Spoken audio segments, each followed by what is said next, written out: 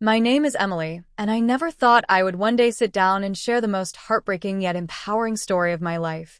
But here I am, speaking because the pain and betrayal I went through deserve to be known, and the justice I finally got deserves to be celebrated.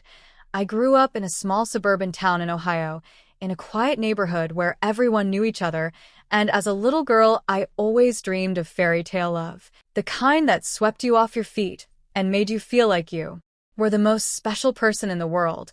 I would often imagine myself in a white gown walking down an aisle to the man of my dreams. But what I didn't know back then was that real life had a darker twist waiting for me, one that would shatter my innocence, crush my heart, and then rebuild me into someone stronger than I ever thought I could be. It all started when I met Michael. He was the kind of guy who seemed to light up every room he walked into, tall, charming, with that classic American boy smile that made you forget your worries. We met in college during a group project. I still remember the way he leaned over my notebook pretending to help me with calculations, though clearly he didn't understand the subject. But he made me laugh, and in those moments of shared smiles and late-night study sessions, I thought I had found my forever. We started dating, and soon Michael became everything to me. He was my first true love, the man I believed I would marry. I trusted him with every piece of my heart, and when he introduced me to his family, his mother, a kind but quiet woman, and his younger sister, Jessica, I felt even more secure. Jessica and I became close too. She would come to me for advice, and we would hang out like real sisters.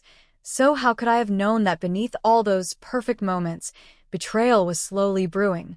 Michael and I built years of memories, from holding hands on snowy walks to late-night drives with the windows down, singing along to old songs. We talked about buying a house together, maybe moving to the city, and even baby names came up sometimes when we got too lost in our dreams. I genuinely thought we were planning a future, but life has a cruel way of showing you that what you see on the surface isn't always the truth, because behind my back, Michael was drifting away, seeking attention from someone else, someone younger, more naive, and completely unsuspecting. Her name was Chloe, a girl barely out of high school, fresh-faced, innocent, and flattered by the attention of an older man.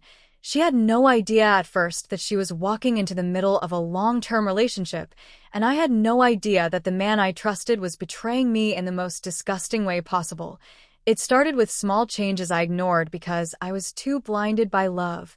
Michael suddenly working late hours, turning his phone upside down, being strangely protective about his text messages, and sometimes disappearing for entire evenings with flimsy excuses. I would ask him directly, "Michael, is something wrong? Are you hiding something from me?" And he would look me straight in the eye and swear with the most convincing tone, "Emily, you're imagining things. You know I love you. I'd never hurt you." And I believed him because that's what love does. It makes you trust even when the evidence is right in front of you. But then came the night that changed everything, the night my world fell apart. Jessica, his sister, called me crying. She told me she had seen Michael with Chloe, holding her hand in public, kissing her, and acting like they were a couple. At first I didn't believe her. I told her maybe she misunderstood, but she insisted. She had seen them multiple times, even caught Michael leaving Chloe's apartment. My heart stopped beating for a moment as denial turned into a storm of realization, and I confronted Michael. I asked him one last time, and after hours of lies and gaslighting, he finally admitted it. Yes, he had been seeing Chloe, and not only that, but he had decided to marry her because, in his twisted words, "She makes me feel young again. She looks at me like I'm everything, and with you, Emily, things feel too serious, too heavy." I can't even describe the kind of pain I felt in that moment. It was like my chest had been ripped open, like every breath I took was slicing through my lungs. The man I gave my heart to, my years to, was leaving me for a girl almost 10 years younger than me. And what's worse, he was unapologetic about it, as if my love, my sacrifice, my loyalty meant absolutely nothing.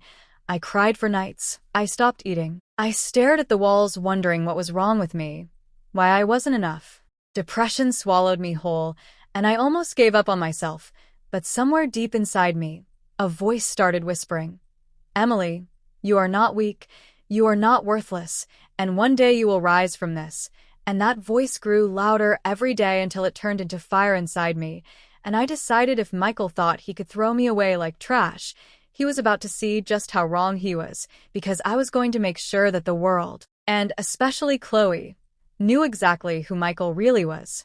Over the next few weeks, I gathered every piece of evidence I could: text messages, call logs, pictures, even messages where Michael admitted to cheating. I also found out about shady deals he was making at work, money he was secretly hiding from his company, and worst of all, how he lied to Chloe about his past, telling her he had been single for years when in reality, he had been with me the whole time. Slowly, I built a case, not just against his character, but against his entire reputation.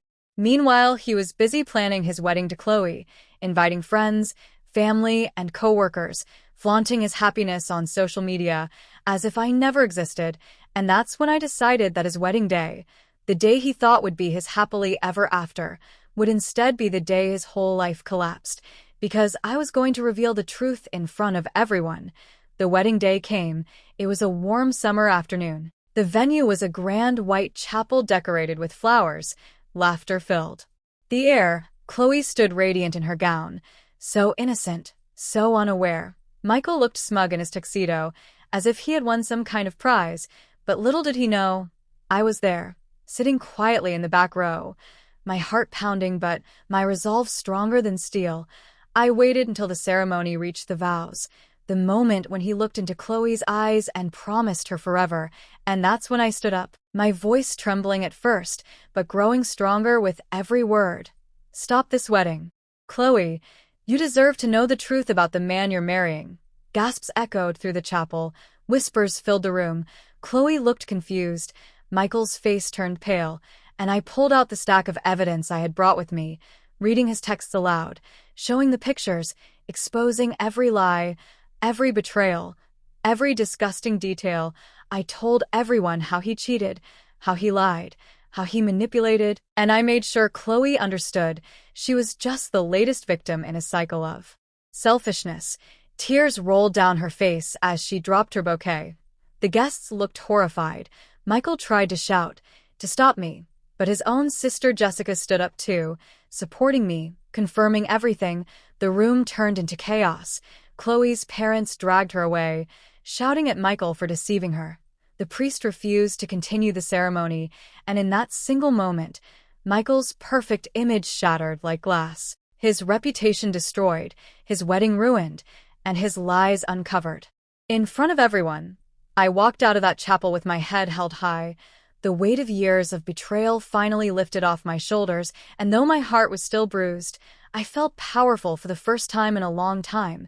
But my revenge didn't end there, because the evidence I had about his shady business deals, I anonymously sent them to his company, and within weeks he lost his job, his money, and his so-called friends. While I rebuilt myself piece by piece, starting a new job, moving into my own apartment, and focusing on the woman I was becoming, stronger, braver, wiser.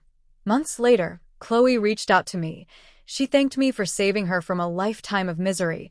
She told me she realized I wasn't her enemy but her savior, and we even met for coffee. Two women once torn apart by a man's lies, now united by the truth.